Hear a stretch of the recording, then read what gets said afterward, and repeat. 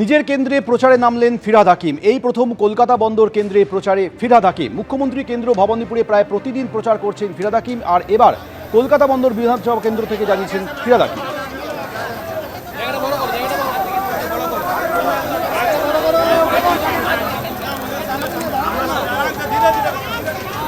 সরাসরি আমাদের সঙ্গে রয়েছে আমাদের প্রতিনিধি অর্ণব মুখোপাধ্যায়। অর্ণব, দেখো, কলকাতা বন্দর এলাকায় প্রচারে নেমেছেন ফিরহাদ হাকিম। তিনি কলকাতা বন্দর এলাকারই প্রার্থী আমরা দেখতে পাচ্ছি। এর আগে আমরা দেখেছি যে ভবানীপুর কেন্দ্রের দায়িত্ব নিয়ে ফিরহাদ হাকিম সেখানে প্রচার করেছেন, কিন্তু এবার তিনি আজকে এসছেন। এর আগে কর্মী সভা করেছেন, আজকে তিনি তার এই যে কলকাতা বন্দর এলাকা সেখানে তিনি প্রচারে নেমেছেন এবং আমরা দেখছি তিনি প্রচার করছেন মুন্সিগঞ্জ, সেই সঙ্গে কবিতীর্থ, এই সমস্ত জায়গায় তিনি প্রচার করছেন। ফিরহাদ হাকিম আমাদের সঙ্গে রয়েছেন এবং নিজের এলাকায় ববিদা ভবানীপুরে প্রচার করেছেন, এবার নিজের এলাকায় কতটা সময় বের করছেন কি করে, আর এখানের এলাকার জন্য কি বলবেন? বন্দর এলাকায় বন্দরে যতটা ডেভেলপমেন্ট, আগে যখন 15 বছর আগে এসেছিলাম, বন্দর একটা পিছিয়ে পড়া এলাকা ছিল, কারণ বন্দরের মানুষ রোজানা রোজ খাওয়া মানুষ। আমরা যতটা পেরেছি, আমাদের সরকার বন্দর সারা বাংলার সাথে সাথে বন্দর এলাকাতেও ডেভেলপমেন্ট হয়েছে।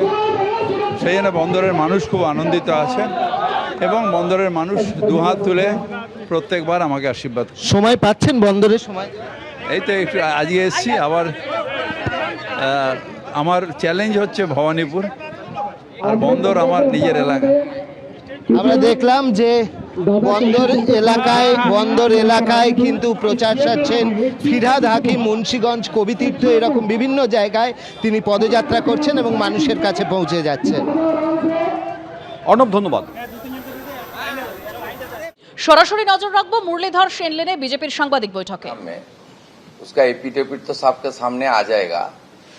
आप देख लेना, 32 एफआईआर का डिटेल्स भी आप लोग को मिल जाएगा कल।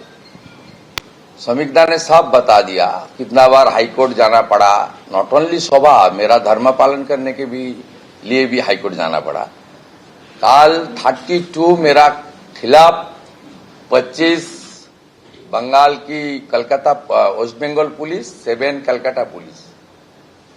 वो मैं हाईकोर्ट में गया था, मेरा पता भी नहीं था इतना लंबा लिस्ट है। कल सबको मिलेगा।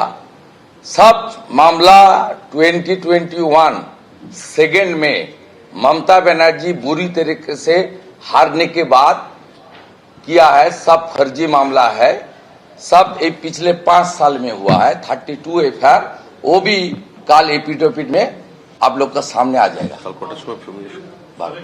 কাল 12 ধর্মেন্দ্র প্রধান জি থাকবেন।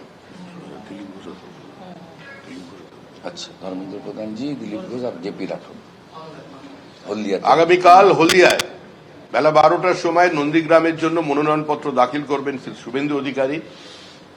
মনোনয়ন দাখিল করবার সময় কেন্দ্রীয় মন্ত্রী শ্রী ধর্মেন্দ্র প্রধান, ভারতীয় জনতা পার্টির প্রাক্তন সাংসদ,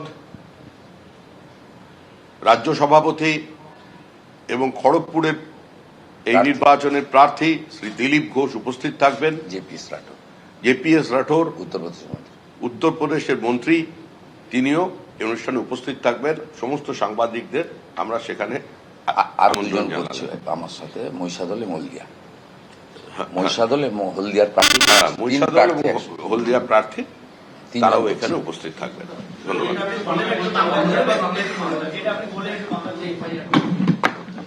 আমাদের মাননীয় রাজ্য সভাপতি, তিনি আমার থেকে বড়, আমার দাদার মতো, শুভাশিস দিয়েছেন, শুভেচ্ছা দিয়েছেন এবং সিম্বল প্রদান করে গুরু দায়িত্ব দিয়েছেন।